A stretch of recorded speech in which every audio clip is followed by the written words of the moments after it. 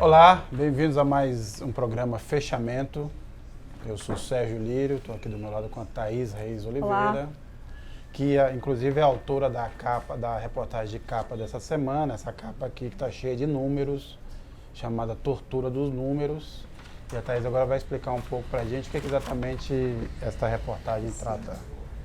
Então, Sérgio, aconteceu na semana passada um episódio que ilustra um pouquinho o assunto que a gente está tratando na capa, né? Foi divulgado a avaliação trimestral do PIB pelo IBGE e no dia seguinte começou um burburinho vindo de jornais do exterior a respeito de dados que vieram sobre as exportações que estavam errados, né? E da preocupação dos analistas estrangeiros a respeito da confiabilidade da estatística que se produz aqui no Brasil, porque tanto o IBGE como o Banco Central, outros órgãos sempre tiveram uma fama de produzir dados apurados, que não é uma coisa que você tem aqui no continente.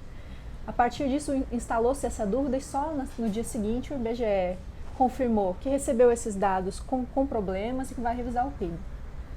Essa questão esconde uma outra história ali que tem a ver com a SERPRO. SERPRO é a empresa que processa os dados públicos, dados de CPF, carteira de motorista, da Receita Federal e etc. e atende todos os órgãos do governo. Houve um problema técnico nessa empresa e eles deixaram de captar esse dinheiro das exportações, o que empurrou a balança para baixo.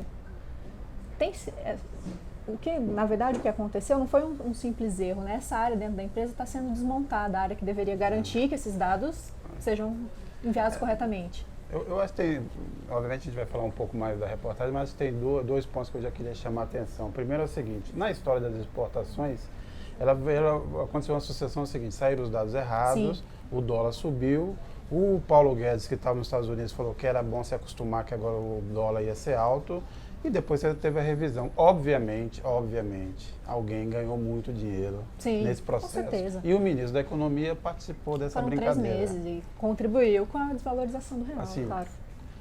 Subiu e desceu 30 centavos num período muito curto, o que dá para ganhar assim, fortunas no mercado financeiro, né, apostando no dólar, contra, a favor. Então, obviamente, aconteceu isso. Segundo, porque também parece ser parte da estratégia desse governo é desmontar as coisas, fazer com que elas fiquem, piorar a imagem do serviço público para facilitar a privatização. Sim. O SERPRO estar na lista da privatização é um problema crucial, porque ele lida com a informação de todos os indivíduos do Brasil. Né? O SERPRO sabe tudo sobre todo mundo praticamente e já está na lista para ser privatizado agora, né? Logo no início de 2020. Só que até agora o governo não deu uma boa explicação a respeito de como eles vão proteger esses dados, porque é o que na verdade interessa para essas empresas. Então, esse episódio, além de manchar a imagem da equipe do Ministério da Economia, na verdade está sendo usado pelo Guedes e pela turma que circunda esse círculo privatista para acelerar a privatização da SERPRO, mas não é, porque ela vem sendo desmontada há 1 a 2 anos e um sistema que sempre garantiu que esses dados estivessem acuidade agora não existe mais. E o problema apareceu agora.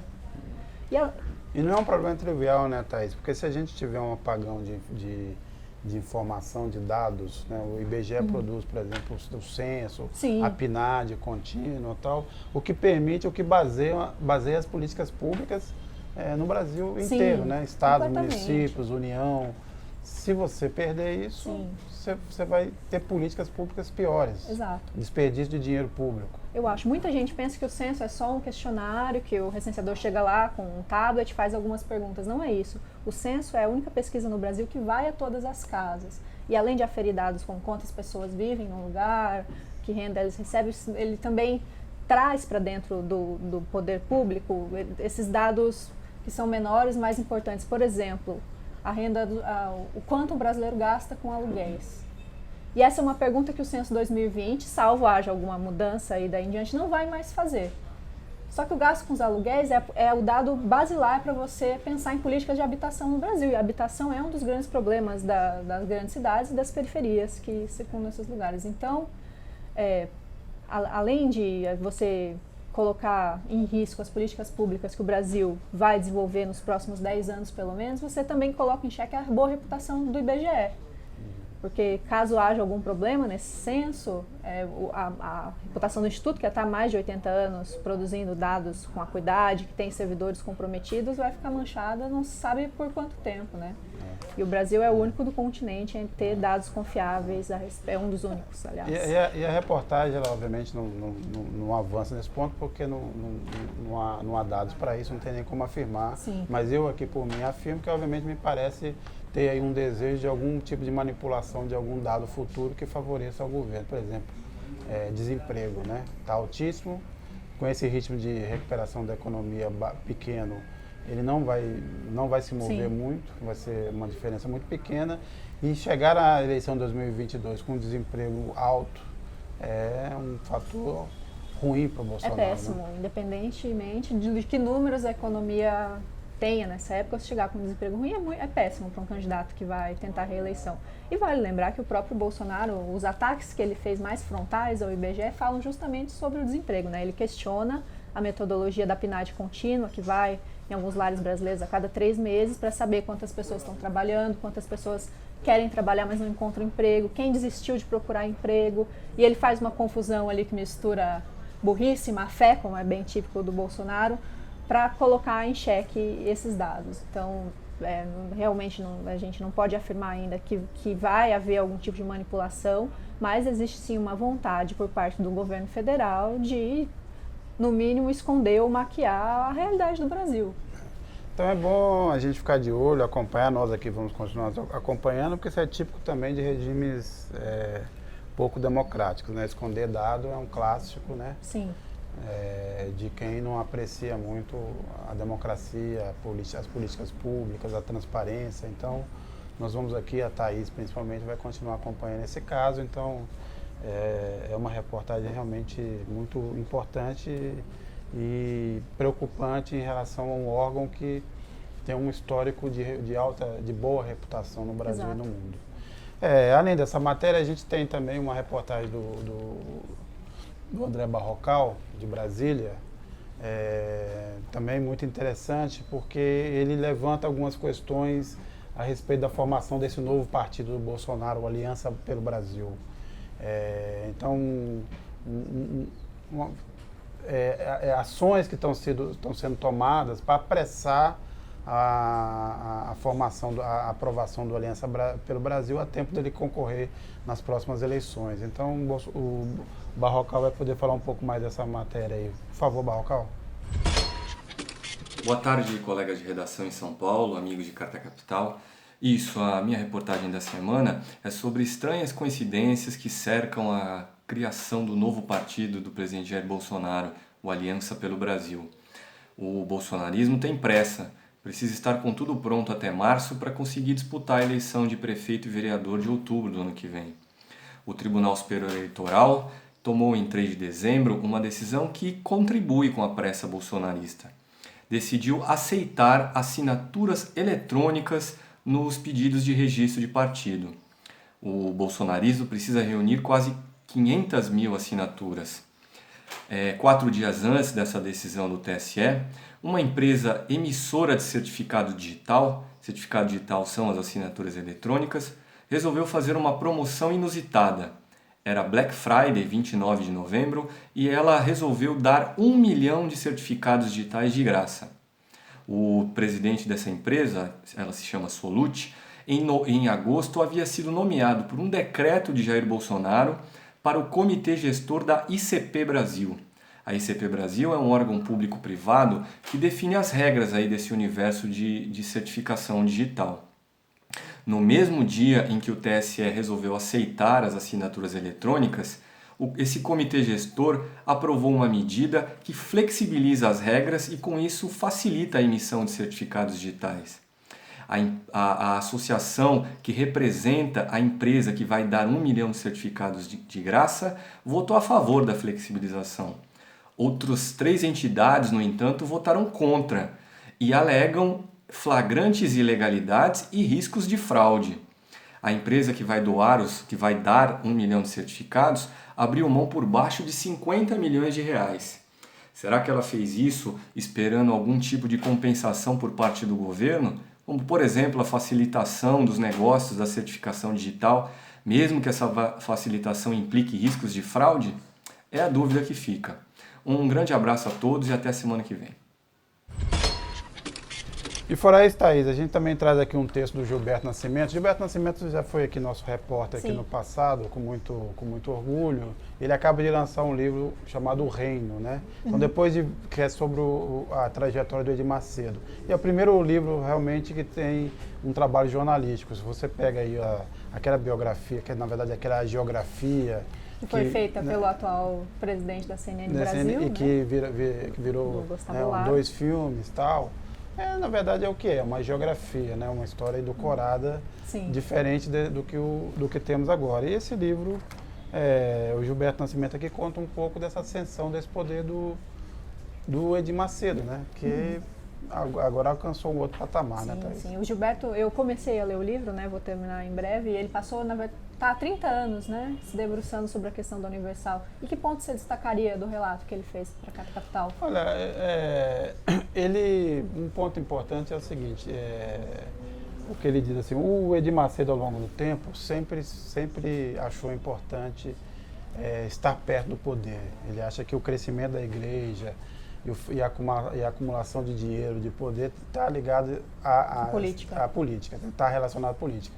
Então ele é um cara que não só tem um partido, mas sempre teve perfilado com todos os presidentes, né? Lá no início, ali nos anos 90, o PT era o grande inimigo, o Lula era o demônio, mas assim que o Lula chegou ao poder, eles se ligaram, né? Houve uma relação muito, vamos dizer assim, tranquila entre eles, e até com certo apoio, né? O Lula teve, por exemplo, na inauguração da Record News, né? Sim. O mesmo se deu com a Dilma, a Alckmin, o FHC, mas eu acho que agora com o Bolsonaro o Edir Macedo se sente realmente no poder. Ele não era só alguém um apoio, alguém que estava ali na franja do poder. Ele agora se acha parte do poder, e o PRB, que agora se chama Republicanos, é uma base, quer dizer, é um partido importante da base do Bolsonaro. Sim, eu acho que grande parte do ideário do Edir Macedo, o ideário que formou a Igreja Universal, está presente na base ideológica desse governo, né? Embora há talvez uma disputa entre líderes evangélicos por esse espaço da cristandade dentro do governo Bolsonaro? Sim, tem lideranças diferentes, com projetos diferentes. Aliás, até porque a natureza do protestantismo é a divisão, né? Essa é a base do protestantismo. Sempre a ideia que começou lá com Lutero foi que se você não se sente confortável numa igreja, você pode fundar a sua própria igreja, porque você tem contato direto com Deus. Essa é a diferença, né? Quer dizer, a crítica luterana, que foi importante, inclusive, para o avanço de várias ideias, é que você não precisava de um intermediário, né? Ele criticava muito a ideia das indulgências e tal, né? Ao poder da igreja, ao poder terreno da igreja católica e tal. Então, isso deu esse caminho. Agora, tem uma coisa interessante no movimento neopentecostal, é que ele se afastou desse luteranismo clássico, né? E se aproximou da base judaica da religião cristã, né? Então, hoje, no Velho Testamento baseia muito mais o pensamento neopentecostal do que o Novo Testamento. E o tempo de Salomão e a forma como o Edir Macedo, agora não, ele fez a barba, mas um tempo ele estava usando uma barba, assim, ele parecia, na verdade, mais com cachos, etc. Mais um pregador judaico do que E esse, na verdade, é um fenômeno evangélico não só do Brasil, mas das igrejas pentecostais dos Estados Unidos também, né?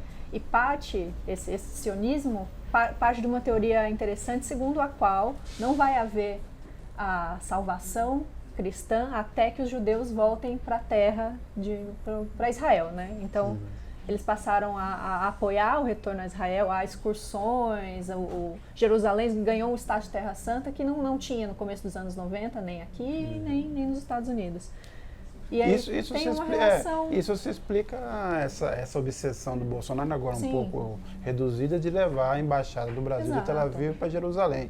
Tem, obviamente, o interesse, né, a vontade constante de agradar o Trump. Sim, associar ao Trump.